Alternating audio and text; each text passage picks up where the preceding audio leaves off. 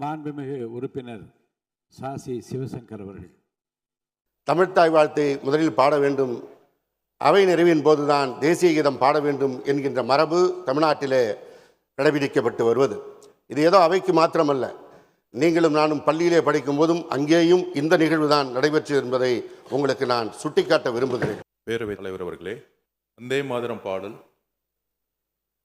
இதற்கு முன்பு முதலமைச்சராக இருந்த திராவிட முன்னேற்றக் கழகத்தின் தலைவரும் ஐயா மு.க. ஸ்டாலின் அவர்கள் இருந்தபொழுது உயர்நீதிமன்றத்தில் பதவியேற்பு விழாவில் ரீசண்டாக வந்த சர்க்குலர், ஹோம் மினிஸ்டருடைய சர்க்குலர் படி வந்தே மாதரம் பாடல் முதல் முறையாக பாடப்பட்டது. அப்பொழுது திரு மு.க. ஸ்டாலின் அவர்கள் அதற்கான மரியாதையை எழுந்து கொடுத்தார்கள். இது ரீசண்டாக வந்த பிரச்சனை. அதற்கப்புறம் பதவியேற்பு விழாவில் மாண்புமிகு முதலமைச்சராக பொறுப்பேற்பதற்கு முன்பு கவர்னரிடம் கோரிக்கை கொடுத்தார்கள். அப்பொழுது கவர்னர் ஹோம் மினிஸ்டருடைய சர்க்குலரை தான் நாங்கள் ஒபே பண்ணணும்னு சொன்னார். கிட்டத்தட்ட 5 நிமிடம் அப்பொழுதே தன்னுடைய கோரிக்கை வைத்தார் பதவியேற்பு விழாவுக்கு முன்பே.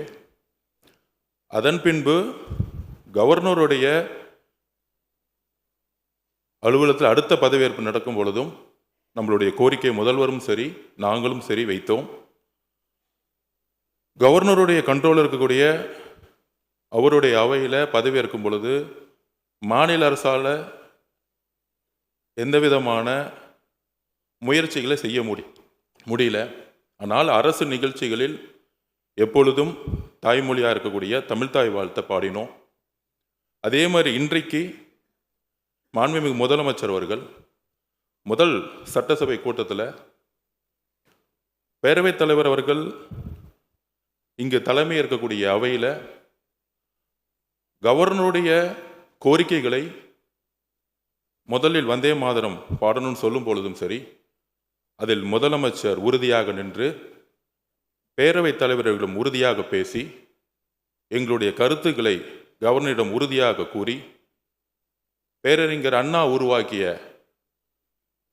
மாநில கொள்கையில் அந்த கொள்கையில் உறுதியாக இருந்து இன்றைக்கு 3-4 வருடங்களாக கவர்னர் முன்பு கவர்னரோட சண்டை போட்டு வெளிநடப்பு பண்ணுறது ஒரு டிப்ளமசி கிடையாது.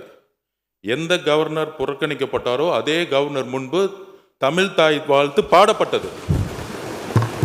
இதுதான் தமிழ்நாட்டில் புதிய தலைமையின் எங்களுடைய முதலமைச்சருடைய மெசேஜ். நாங்கள் எப்பொழுதும் மாநில கொள்கையில் உறுதியாக இருப்போம்.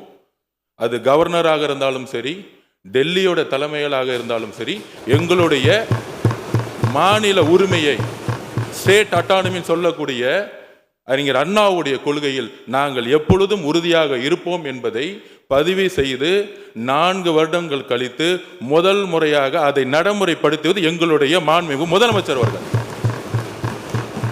ஒரு சண்டை போட்டு வெளிநடப்பு பண்றதில்லை, அதே கவர்னரை தமிழ்த்தாய் வாழ்த்தை முதல்ல பாட வச்சு நிக்க வச்சு மரியாதை கொடுத்து தமிழக மக்களுடைய உரிமையை நிலைநாட்டியது இந்த அவையில். அதனால இதை திராவிட முன்னேற்ற கழகத்துடைய தோழர்கள், உங்களுடைய கொள்கையும் எங்களுடைய கொள்கையும் அண்ணாவுடைய கொள்கையும் தான். இதில் எந்த விதமான கருத்து வேறுபாடும் கிடையாது. இதில் நம்ம கிட்ட எந்த விதமான வேறுபாடும் கிடையாதுங்கிற நம்முடைய சகோதரர்களுடைய சட்டமன்ற உறுப்பினர்கிட்ட பதிவு பண்ணிக்கிறோம். அதில் நாங்கள் எப்பொழுதும் எங்கள் உயிரை விட உறுதியாக நாங்கள் இருப்போங்கிறது